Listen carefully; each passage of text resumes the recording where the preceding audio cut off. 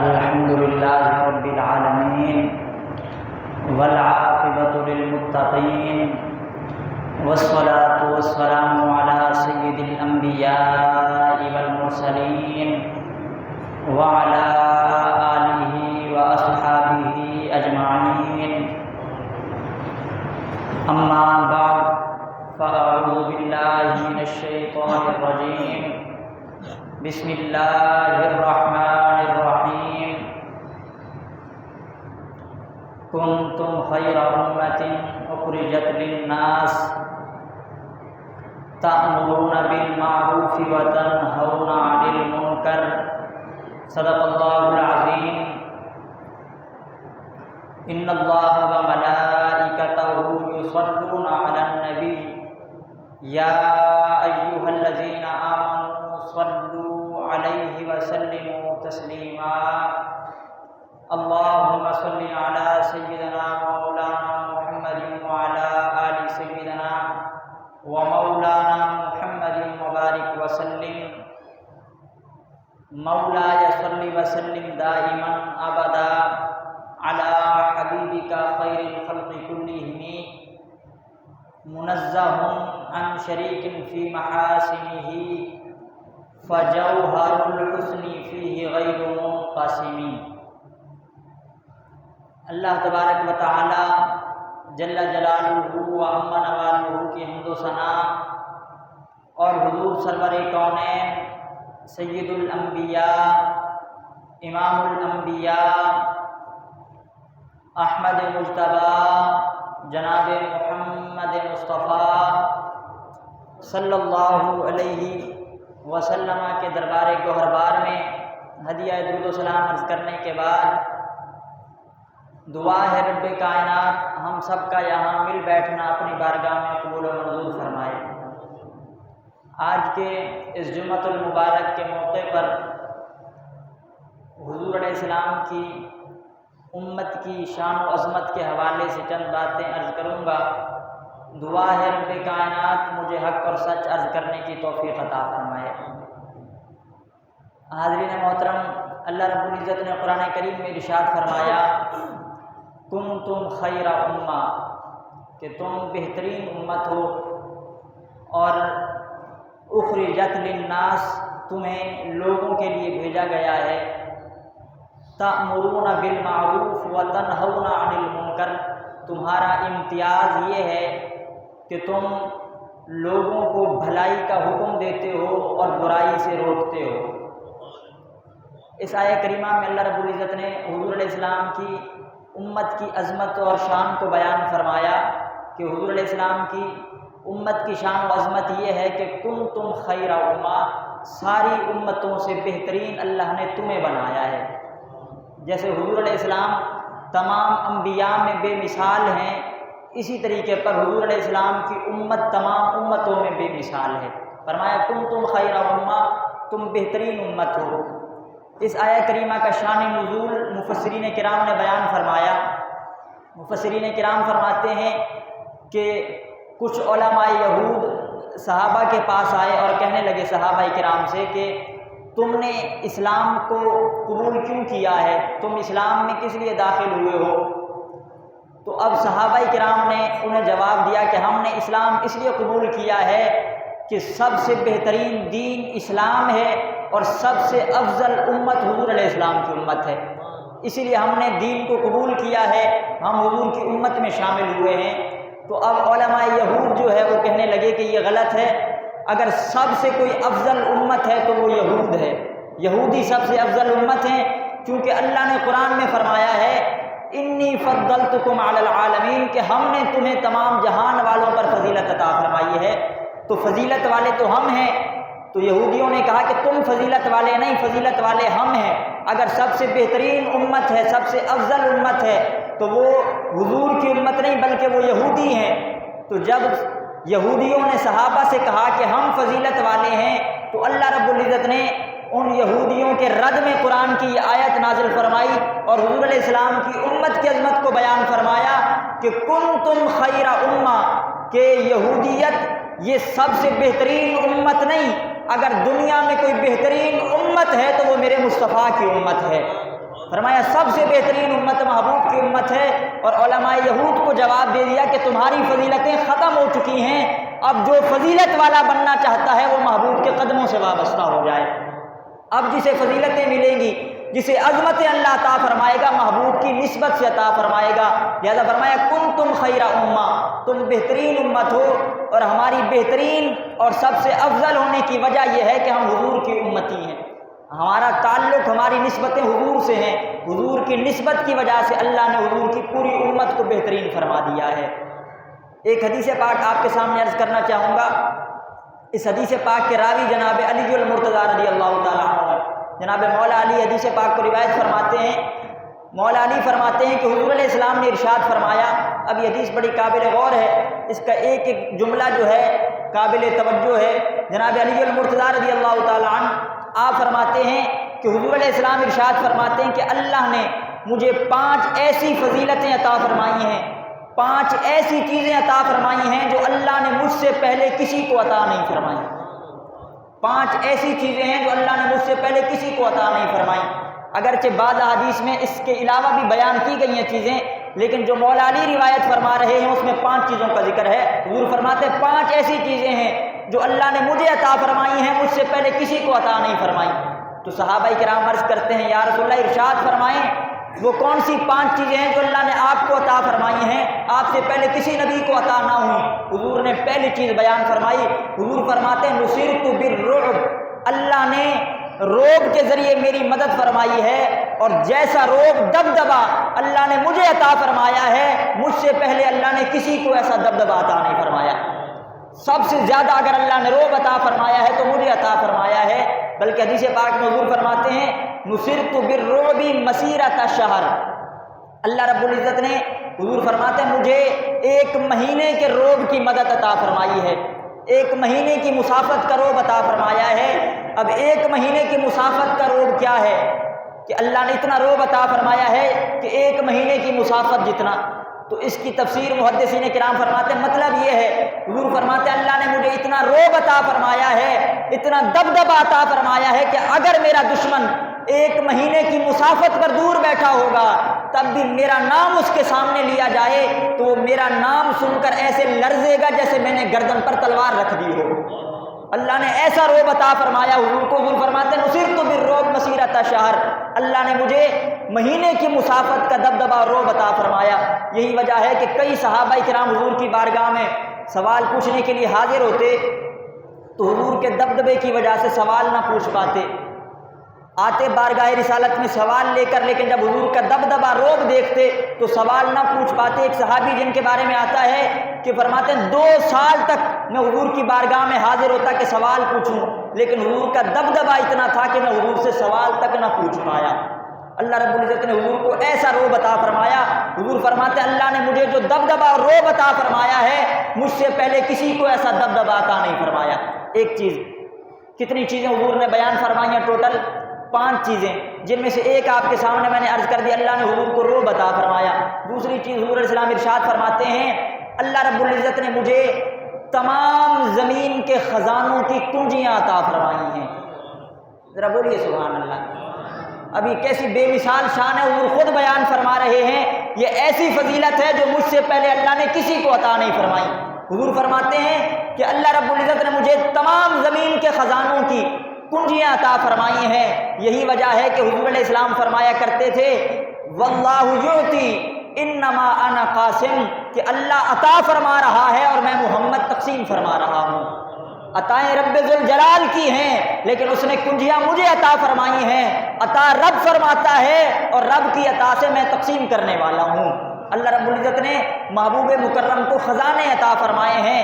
یہی وجہ ہے کہ محبوب مکرم کی بارگاہ میں جو بندہ آیا محبوب نے کبھی اسے خالی نہیں پھیرا، بلکہ جو بندہ مانگنے آیا کرتا تھا محبوب جھولیاں بھر بھر کے عطا فرمایا کرتے تھے، کیونکہ تمام زمین کے خزانوں کی کنجیاں اللہ نے محبوب کو عطا فرما دی ہیں۔ اللہ رب العزت نے محبوب کو کیسی قدرت، کیسی شان عطا فرمائی ہے۔ اعلی حضرت عظیم البرکت فرماتے ہیں آج لوگ باتیں کرتے ہیں کہ محبوب کی قدرت، محبوب کی شان، محبوب کا اختیار کچھ نہیں ہے۔ اعلی حضرت فرماتے ہیں سورج الٹے پاؤں پلٹے چاند اشارے سے ہو چاک، سورج الٹے پاؤں پلٹے چاند اشارے سے ہو چاک، اندھے منکر دیکھ لے قدرت رسول اللہ کی۔ یہ تو حضور علیہ السلام کی قدرت ہے کہ میرے آقا اگر اشارہ فرما دیتے ہیں میرا رب چاند کے ٹکڑے فرما دیا کرتا ہے۔ تو حضور علیہ السلام نے ارشاد فرمایا 5 چیزیں ایسی ہیں جو اللہ نے مجھ سے پہلے کسی کو عطا نہیں فرمائی۔ فرمایا اللہ نے مجھے روب عطا فرمایا ہے، پھر فرمایا اللہ نے مجھے تمام زمین کے خزانوں کی کنجیاں عطا فرمائی ہیں، اور تیسری شان، تیسرا کمال، تیسری فضیلت کیا ہے؟ حضور علیہ السلام ارشاد فرماتے ہیں تیسری عظمت و شان یہ ہے کہ اللہ نے میرا نام احمد رکھا ہے۔ حضور فرماتے ہیں اللہ نے میرا نام احمد رکھا ہے، یہ ایسا نام ہے، یہ ایسی فضیلت ہے جو اللہ نے مجھ سے پہلے کسی کو عطا نہیں فرمائی۔ حضور فرماتے ہیں اللہ نے میرا نام احمد رکھا۔ اب یہ بات ہو رہی ہے شانوں کی کہ اللہ نے مجھے ایسی شانیں عطا فرمائی جو پہلے کسی کو عطا نہیں فرمائی، اور ان میں حضور علیہ السلام اپنے نام کا ذکر کر رہے ہیں کہ اللہ نے مجھے نام احمد عطا فرمایا ہے۔ اب اس نام کی لذتیں دیکھیے گا۔ نام احمد کا معنی ہوتا ہے، توجہ سے سماعت کیجیے گا، احمد کا معنی ہوتا ہے سب سے زیادہ حمد کرنے والا۔ احمد کا معنی ہوتا ہے سب سے زیادہ حمد کرنے والا، اور حضور فرماتے ہیں اللہ نے یہ شان مجھے عطا فرمائی ہے، مجھ سے پہلے کسی کو عطا نہیں فرمائی۔ گویا حضور یہ اشارہ دے رہے ہیں کہ تمام انبیاء میں اگر سب سے بڑھ کر کسی نے رب کی حمد کی ہے تو وہ میری ذات ہے، اسی لیے اللہ نے مجھے احمد بنایا ہے کہ میں احمد ہوں، سب سے زیادہ رب کی حمد کرنے والا ہوں۔ اور پھر کمال دیکھیں کہ اللہ نے محبوب کو احمد بھی بنایا ہے، محبوب کو محمد بھی بنایا ہے۔ اب ان 2 ناموں کی لذت دیکھیے گا کہ اللہ نے محبوب کو کیسے نام عطا فرمایا کہ اللہ نے مجھے نام احمد عطا فرمایا ہے، اور نام محمد بھی حضور کو عطا کیا گیا۔ احمد کا معنی ہوتا ہے سب سے زیادہ حمد کرنے والا، کہ اگر سب سے زیادہ اللہ کی حمد کی ہے تو حضور نے کی ہے، اور محمد کا معنی ہوتا ہے جس کی سب سے زیادہ حمد کی جائے۔ تو گویا علماء فرماتے ہیں جب نام احمد لیا جاتا ہے تو مطلب یہ ہوتا ہے کہ اگر رب کی سب سے زیادہ حمد کی ہے تو محبوب نے کی ہے، اور جب محمد کہا جاتا ہے تو اشارہ ہوتا ہے اگر رب نے سب سے زیادہ تعریف کی ہے تو محبوب کی تعریف کی ہے۔ لہذا اللہ نے اپنے محبوب کو احمد بھی بنایا ہے، محبوب کو محمد بھی بنایا ہے۔ تو میں عرض کر رہا تھا حضور نے فرمایا مجھے 5 فضیلتیں ایسی عطا کی گئیں جو مجھ سے پہلے کسی کو عطا نہ ہوئیں۔ حضور فرماتے ہیں میری روب کے ساتھ مدد کی گئی، تمام زمین کے خزانوں کی کنجیاں مجھے عطا کی گئی۔ حضور فرماتے ہیں اللہ نے مجھے نام احمد عطا فرمایا ہے۔ اب چوتھی شان کیا ہے، چوتھی فضیلت کیا ہے؟ حضور علیہ السلام ارشاد فرماتے ہیں جعلت لی الارض مسجدا وطہورا۔ چوتھی عظمت، چوتھی شان یہ ہے، حضور فرماتے ہیں کہ پہلی امتوں میں جب پہلے انبیاء تشریف لائے تھے ان کی امتوں کو جو عبادتیں دی گئی تھی، جو عبادتیں فرض کی گئی تھی، ان کے لیے خاص مقامات ہوا کرتے تھے، خاص عبادت گاہیں ہوا کرتی تھی۔ اگر وہ امت عبادت گاہ میں آ کر عبادت کرتی تو قبول کی جاتی، اگر کہیں اور جا کر عبادت کرتی تھی اللہ ان کی عبادت قبول نہیں فرمایا کرتا تھا۔ لیکن حضور فرماتے ہیں جعلت لی الارض مسجدا وطہورا، اللہ نے میرے لیے پوری زمین کو پاک بنا دیا ہے، پوری زمین کو مسجد بنا دیا ہے۔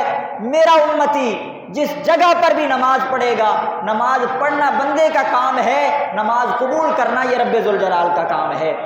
آج حضور کا امتی جہاں مرضی نماز پڑھے اللہ بندے کی نماز کو قبول فرماتا ہے۔ آج جگہ کوئی خاص نہیں کی گئی، جگہ مقرر نہیں کی گئی، کیوں کہ حضور فرماتے ہیں جعلت لی الارض مسجدا وطہورا، اللہ نے میرے لیے پوری زمین کو مسجد بنا دیا ہے۔ یہ ایسی عظمت ہے، ایسی شان ہے جو اللہ نے حضور سے پہلے کسی کو عطا نہیں فرمائی۔ 4 چیزیں ذکر ہو چکی ہیں، اور آخری بات جو حضور علیہ السلام نے ارشاد فرمائی کہ اللہ نے مجھ سے پہلے کسی کو عطا نہیں فرمائی وہ کیا ہے؟ فرمایا آخری بات یہ ہے کہ اللہ نے مجھے بہترین امت عطا فرمائی ہے، بہترین امت۔ حضور فرماتے ہیں اللہ نے جو امت مجھے عطا فرمائی ہے، جو عظمت و شان والی امت عطا فرمائی ہے، مجھ سے پہلے اللہ نے کسی نبی کو ایسی امت عطا نہیں فرمائی۔ حضور فرماتے ہیں اللہ نے مجھے امت ایسی عطا فرمائی ہے جو مجھ سے پہلے کسی نبی کو عطا نہ ہوئی تھی۔ تو حضور علیہ السلام آپ نے یہ چیز بھی اپنے فضائل میں شمار فرمائی کہ بہترین امت اللہ نے مجھے عطا فرمائی ہے، اور یقیناً اللہ رب العزت نے حضور علیہ السلام کو سب سے بے مثال امت عطا فرمائی ہے۔ اگر آج ہمیں اللہ رب العزت نے شان و عظمت عطا فرمائی ہے تو اس کی وجہ یہ ہے کہ اللہ نے ہمیں محبوب کا امتی بنایا ہے۔ میں یہاں آج آپ کے سامنے ایک بات عرض کرنا چاہوں گا کہ آج جو یہ موضوع میں آپ کے سامنے بیان کر رہا ہوں حضور علیہ السلام کے امت کی عظمت و شان کے حوالے سے، یہ موضوع اس لیے ہے کہ حضور کی امت میں ہونا یہ بھی کسی نعمت اور شرف سے کم نہیں ہے۔ ہم جتنا رب کا شکر ادا کرتے رہیں اس بات پر کہ اللہ نے ہمیں محبوب کا امتی بنایا ہے، خدا کی قسم ساری زندگی سجدے میں بھی رہیں تو ساری زندگی سجدہ کر کے اس ایک نعمت کا بھی شکر ادا نہیں کیا جا سکتا۔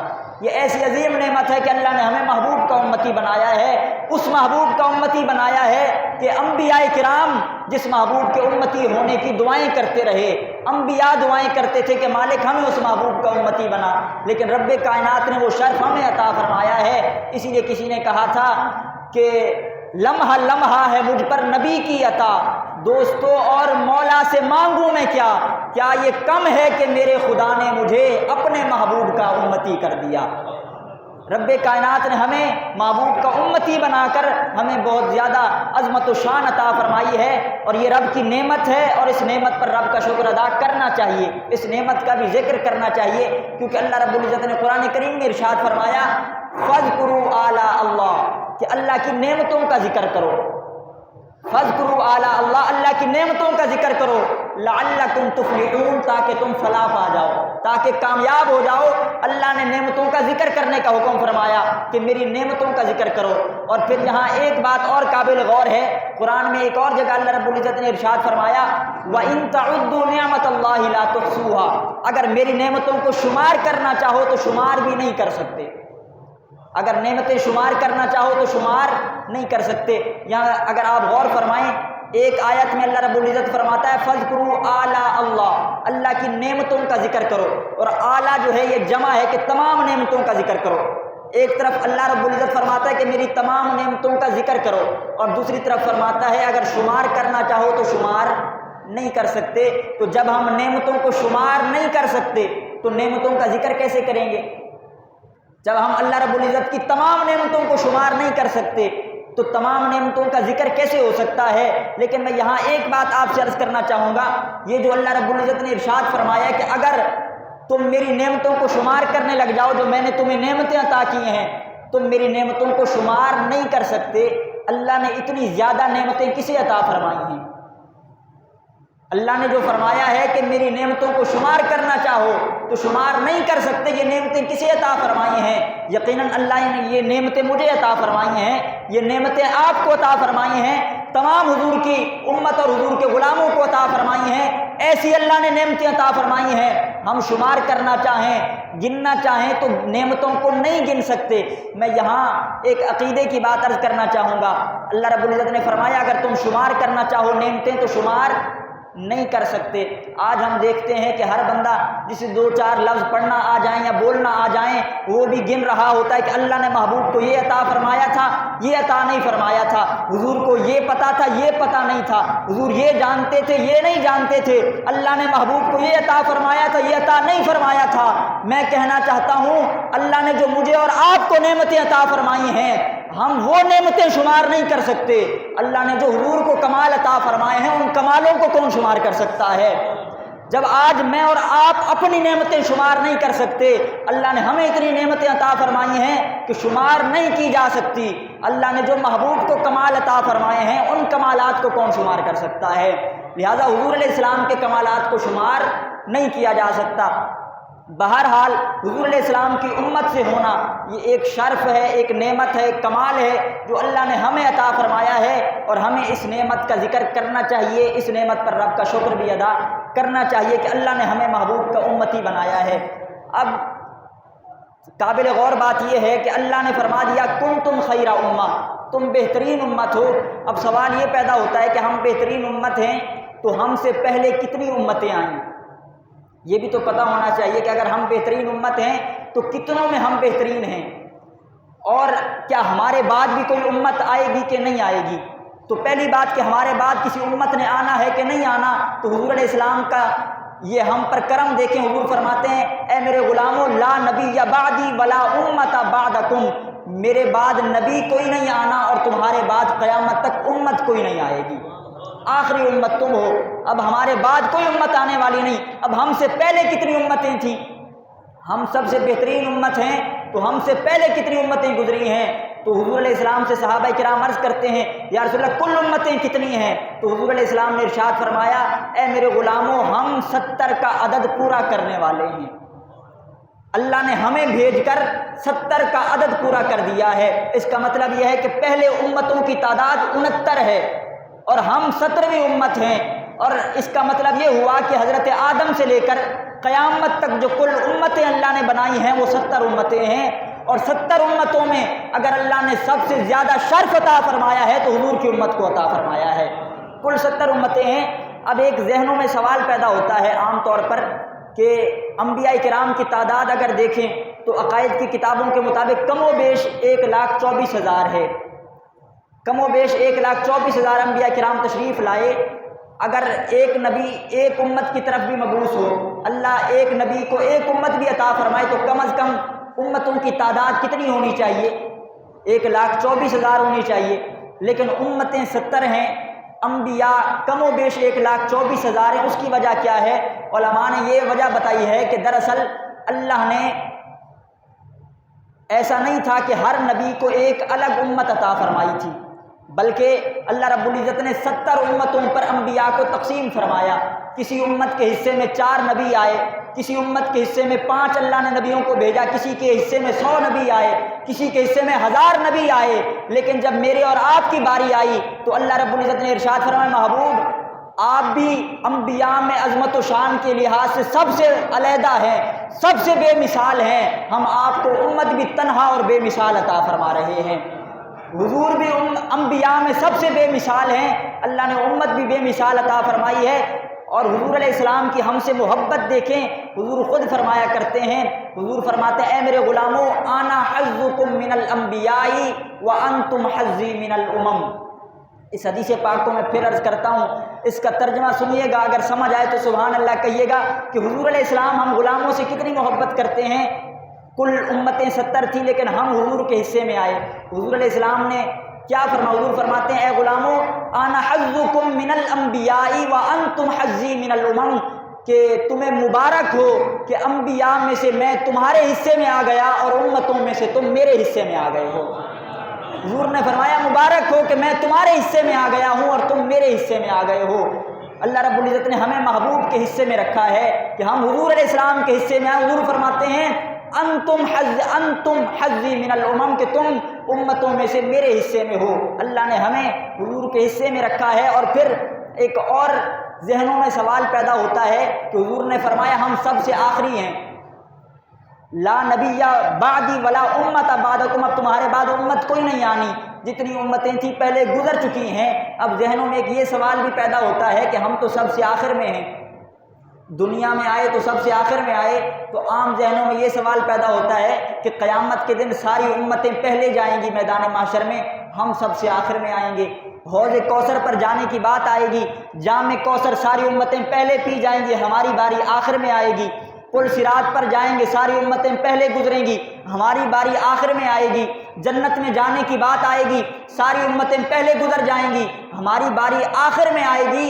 ذہنوں میں یہ سوال پیدا ہوتا ہے کہ ہم تو سب سے آخر میں ہیں، لیکن حضور علیہ السلام نے اپنے غلاموں کو کیا خوشخبری عطا فرمائی؟ حضور نے فرمایا اے غلاموں خوش ہو جاؤ، نحن الآخرون السابقون یوم القیامہ، فرمایا دنیا میں تو آخر میں آئے ہیں لیکن قیامت کے دن سب سے پہلے جنت میں کوئی جائے گا تو مصطفیٰ کی امت جنت میں جائے گی۔ نحن الآخرون، فرمایا دنیا میں سب سے آخر میں آئے ہیں لیکن جنت میں سب سے پہلے ہم داخل ہوں گے۔ اللہ رب العزت نے حضور کے غلاموں کو یہ شرف عطا فرمایا ہے کہ قیامت کے دن سب سے پہلے حضور علیہ السلام کی امت جنت میں جائے گی۔ اور پھر اور زیادہ شرف و کمال کی بات یہ ہے کہ سب سے زیادہ جنت میں اگر ہوں گے تو حضور کے غلام ہوں گے۔ اہل جنت کی جتنی تعداد ہے سب سے زیادہ کثیر جنتی ہوں گے تو حضور علیہ السلام کے امتی ہوں گے۔ حضرت آدم علیہ السلام سے لے کر جناب عیسیٰ علیہ السلام تک جتنے انبیاء تشریف لائے، ان کی جتنی امتیں آئیں ان تمام کی تعداد کم ہوگی، حضور علیہ السلام کی امت کی تنہا تعداد ان سب سے زیادہ ہو جائے گی۔ حضور علیہ السلام سے سوال کیا گیا رسول اللہ ارشاد فرمائیں کہ اہل جنت کی تعداد کتنی ہوگی؟ اچھا مجھے یہ چیزیں بیان کرتے ہوئے لطف آ رہا ہے، آپ کو سن کر بھی آ رہا ہوگا کہ صحابہ کرام کا عقیدہ تھا حضور جانتے ہیں سب سے پہلے جنت میں کس نے جانا ہے، صحابہ کا یہ عقیدہ تھا کہ حضور جانتے ہیں جنتیوں کی تعداد کتنی ہوگی۔ صحابہ کرام تو یہ عقیدہ رکھتے تھے کہ حضور جانتے ہیں، اس لیے حضور سے سوال کیا کرتے تھے۔ یہ فتنے آج پیدا ہو رہے ہیں کہ اللہ نے نبیوں کو عطا ہی کچھ نہیں فرمایا، نبی تو جانتے ہی کچھ نہیں تھے، ورنہ صحابہ تو ہر مسئلہ محبوب کی بارگاہ میں لے کر جاتے تھے۔ یا رسول اللہ آپ ارشاد فرمائیں کرنا کیا ہے؟ تو یا رسول اللہ ارشاد فرمائیں کہ اہل جنت کی تعداد کتنی ہوگی اور اس میں ہماری تعداد کتنی ہوگی؟ تو حضور علیہ السلام ارشاد فرماتے ہیں اہل جنت کی کل صفیں 120 ہوں گی۔ کل اہل جنت، جتنے لوگ جنت میں جائیں گے قیامت کے دن ان کی صفیں بنائی جائیں گی، حضرت آدم سے لے کر قیامت تک جس جس بندے نے جنت میں جانا ہے وہ صف میں ہوگا۔ حضور فرماتے ہیں کل اہل جنت کی صفیں 120 ہوں گی۔ اور پھر حضور علیہ السلام کی امت کا شرف دیکھیں، حضور نے فرمایا کل 120 صفیں ہوں گی، جس میں سے 80 صفیں فقط میرے غلاموں کی ہوں گی۔ اہل جنت کی 120 صفوں میں سے 80 صفیں حضور کے غلاموں کی ہوں گی۔ اللہ رب العزت نے یہ سارے شرف اگر حضور کے غلاموں کو عطا فرمائے ہیں تو حضور کی نسبت سے عطا فرمائے ہیں۔ اور پھر صحابہ کرام عرض کرتے ہیں یا رسول اللہ قیامت کے دن آپ اپنے غلاموں کو کیسے پہچانیں گے؟ حضرت آدم سے لے کر قیامت تک سارے لوگ موجود ہوں گے، ساری امتیں موجود ہوں گی، آپ اپنے غلاموں کو کیسے پہچانیں گے؟ حضور علیہ السلام ارشاد فرماتے ہیں کہ میں اپنے غلاموں کو اعضائے وضو کے چمکنے سے پہچان لوں گا۔ میرا جو غلام ہوگا، جو دنیا میں نمازیں پڑھنے والا ہوگا، وضو کرنے والا ہوگا، جب میرے غلام میدان محشر میں آئیں گے تو ان کے وضو کے اعضاء، ان کے ہاتھ چمک رہے ہوں گے، ان کے چہرے چمک رہے ہوں گے، اور حضور کے غلاموں کے چہروں کی چمک دیکھ کر سارے اہل محشر پکار اٹھیں گے، لوگوں یہ جن کے چہرے چمک رہے ہیں یہ محبوب مکرم کے غلام ہیں۔ حضور فرماتے ہیں میں ان کے چہروں کی چمک سے پہچان لوں گا۔ حضور علیہ السلام اور پھر اگلا سوال آپ کے سامنے عرض کر کے ایک حدیث میں نے آپ کے سامنے عرض کرنی ہے اور بڑی قابل غور حدیث ہے، لیکن ایک سوال اور رہ گیا ہے، پہلے وہ عرض کر دیتا ہوں۔ عرض کیا رسول اللہ آپ غلاموں کو کیسے پہچانیں گے؟ حضور نے فرمایا کہ میں چہروں کی چمک سے پہچان جاؤں گا۔ اب حضور علیہ السلام سے صحابہ عرض کرتے ہیں یا رسول اللہ اگر ہم آپ کو تلاش کرنا چاہیں تو ہم میدان محشر میں آپ کو کہاں تلاش کریں گے؟ سبحان اللہ۔ یا رسول اللہ اگر ہم آپ کو تلاش کرنا چاہیں قیامت کے میدان میں جہاں نفسا نفسی کا عالم ہوگا، وہاں باپ اپنے بیٹے سے جدا ہو رہا ہوگا، ماں اپنی بیٹی سے جدا ہو رہی ہوگی، نفسا نفسی کا عالم ہوگا، یا رسول اللہ ہم آپ کو کہاں تلاش کریں گے؟ تو حضور علیہ السلام نے فرمایا کہ میں 3 جگہوں پر تمہیں ملوں گا، اگر مجھے تلاش کرنا ہو ان 3 جگہوں پر آ جانا۔ یا رسول اللہ ارشاد فرمایا وہ 3 جگہ کون سی ہیں؟ حضور نے فرمایا پہلی جگہ اگر مجھے تلاش کرنا چاہو تو میزان عمل پر آ جانا، میں وہیں پر موجود ہوں گا اور غلاموں کے نامہ اعمال تلوا رہا ہوں گا، میں میزان عمل پر موجود رہوں گا۔ اگر کسی کی نیکیاں کم ہو جائیں گی اس کی نیکیاں بڑھوا دوں گا اور رب کی بارگاہ میں سفارش کر کے اسے بھی جنت میں ساتھ لے جاؤں گا۔ حضور نے فرمایا مجھے تلاش کرنا ہو میزان عمل پر آ جانا۔ دوسرا مقام یا رسول اللہ ارشاد فرمایا اگر آپ کو تلاش کرنا ہو کہاں تلاش کریں؟ حضور نے فرمایا اگر میزان عمل پر نہ ملوں حوض کوثر پر آ جانا، میں حوض کوثر پر موجود ہوں گا اور اپنے غلاموں کو حوض کوثر کے جام پلا رہا ہوں گا، میں حوض کوثر پر موجود ہوں گا، غلاموں کو جام پلا رہا ہوں گا۔ اب تیسرا مقام سنیے گا، حضور علیہ السلام کی اپنے غلاموں سے محبت کتنی ہے۔ یا رسول اللہ اگر آپ حوض کوثر پر موجود نہ ہوں تو کہاں تلاش کریں؟ حضور علیہ السلام نے فرمایا اگر وہاں نہ ملوں پل صراط پر آ جانا، میں وہاں موجود ہوں گا اور اپنے غلاموں کو پل صراط پار کروا رہا ہوں گا، میں وہاں موجود ہوں گا، غلاموں کو پل صراط پار کروا رہا ہوں گا۔ یہ حضور علیہ السلام کی شفقتیں ہیں کہ حضور پل صراط پر موجود ہو کر اپنے غلاموں کو پار کروا رہے ہوں گے۔ میں یہاں ایک سوال عرض کرنا چاہتا ہوں، حضور علیہ السلام کی شان یہ ہے کہ اگر حضور علیہ السلام اشارہ کر دیں میرا رب چاند کے ٹکڑے فرما دیتا ہے۔ حضور کی شان یہ ہے اگر حضور دعا کے لیے ہاتھ اٹھا دیں رب ڈوبا ہوا سورج پلٹا دیتا ہے۔ میں آپ سے سوال کرنا چاہتا ہوں اگر قیامت کے میدان میں حضور دعا کے لیے ہاتھ اٹھا دیتے اور عرض کرتے مالک مولا میری امت کو پار کروا دے، کیا سارے پار نہیں ہو جاتے؟ یقیناً سارے پار ہو جاتے، لیکن حضور فرماتے میں پل صراط پر موجود رہوں گا، مجھے تلاش کرنا ہو پل صراط پر آ جانا، اپنے غلاموں کو پار کروا رہا ہوں گا۔ یہ پل صراط پر رکنے کا مقصد کیا ہے؟ حضور دعا کر کے تشریف لے جاتے، لیکن فرمایا میں پل صراط پر رکا رہوں گا۔ اب یہ اہل ذوق اس جملے کو سنیے گا اور اس کی لذتیں محسوس کیجیے گا۔ فرمایا محبوب آپ پل صراط پر رکے رہیں تاکہ جب کوئی پل صراط پار کرے تو تجھے دیکھے، جب کوئی پل صراط پار کرے تجھے دیکھے، تاکہ ایسا نہ ہو گزرنے کے بعد کوئی کہے مجھے تو نمازوں نے گزارا ہے، مجھے تو روزوں نے گزارا ہے، حج نے گزارا ہے، زکوٰۃ نے گزارا ہے۔ فرمایا محبوب تو رکا رہے تاکہ گزرنے والا تجھے دیکھے، اسے پتہ چل جائے آج اعمال نے نہیں محمد لجپال نے پار کروایا ہے۔ فرمایا محبوب تو رکا رہے تاکہ گزرنے والے کو پتہ چل جائے آج محمد عربی نے پار کروایا ہے۔ یہ حضور علیہ السلام کی امت سے محبت ہے۔ حضور فرماتے میں پل صراط پر موجود رہوں گا اور اپنے غلاموں کو پار کروا رہا ہوں گا۔ حضور غلاموں سے بڑی محبت کرتے ہیں۔ حضور علیہ السلام ایک صحابی کے جنازے پر تشریف لے گئے، اور یہ بڑی قابل ذوق بات ہے۔ حضور علیہ السلام ایک صحابی کے جنازے پر تشریف لے جاتے ہیں، اور حضور علیہ السلام جنازہ پڑھانے کے بعد دعا کرتے ہیں۔ اب آپ ذرا غور فرمائیں کہ وہ صحابی کتنے مقدر والے ہوں گے کہ حضور ان کے حق میں دعا فرما رہے ہیں، اور حضور علیہ السلام دعا بھی کیسی بے مثال فرماتے ہیں۔ حضور علیہ السلام کے ایک صحابی وہاں جلوہ گر ہیں، بڑی قابل ذوق اور قابل غور حدیث پاک ہے۔ اس کی راوی حضرت عوف بن مالک ہیں رضی اللہ تعالیٰ عنہ۔ حضرت عوف بن مالک رضی اللہ تعالیٰ عنہ آپ ارشاد فرماتے ہیں صلی رسول اللہ صلی اللہ علیہ وسلم علی جنازۃ، حضور علیہ السلام نے کسی کی نماز جنازہ ادا فرمائی، اور نماز جنازہ ادا فرمانے کے بعد حضور نے دعا فرمائی۔ اب منظر کیا تھا؟ حضرت عوف بن مالک فرماتے ہیں فحفظت من دعائہ، میں نے حضور کی دعا کو یاد کر لیا۔ حضور نے دعا مانگی وہاں پر، میں نے دعا یاد کر لی۔ حضرت عوف بن مالک فرما رہے ہیں حضور نے دعا کی، میں نے دعا یاد کر لی۔ اب وہ کیا دعا تھی؟ اب میں ایک جملہ آپ کے سامنے عرض کروں گا، اگر ہو سکے سمجھ آئے سبحان اللہ کہیے گا کہ حضور کتنی محبت کرتے ہیں غلاموں سے۔ اگر آج ہم یہاں حضور کا ذکر کر رہے ہیں، حضور سے محبت کا اظہار کر رہے ہیں، تو حضور غلاموں سے کتنی محبت کرتے تھے۔